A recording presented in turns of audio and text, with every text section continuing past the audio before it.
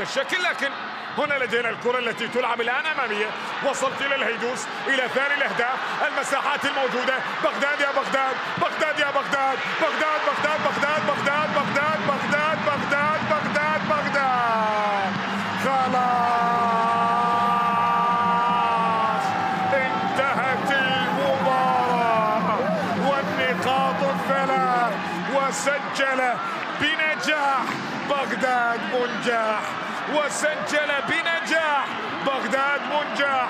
بهذا الشكل وصلت والهيدوس مرر وبغداد راح.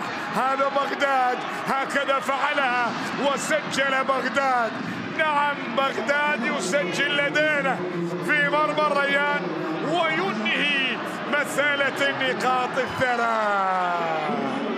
كان لابد بأن يحدث ذلك، كان لابد من أن يأتي هذا الأمر بعد كل ما أضاع الريان في هذه المواجهة. فرحة كبيرة تعبر عن ما كان في هذه المباراة من صعوبة، نعم، وندية وإثارة.